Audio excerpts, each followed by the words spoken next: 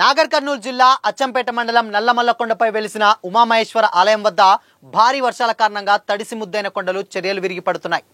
ఆ టైంలో అక్కడ భక్తులు ఆలయ సిబ్బంది ఎవరూ లేకపోవడంతో ప్రమాదం తప్పిందని ఆలయ చైర్మన్ మాధవరెడ్డి ఈవో శ్రీనివాస్ తెలిపారు. కొండ చర్యలు నేరుగా నాగుల దగ్గర పడ్డాయని, అది భక్తులందరికీ ప్రమాదకరంగా ఉండకపోవడం సంతోషకరమని చెప్పారు.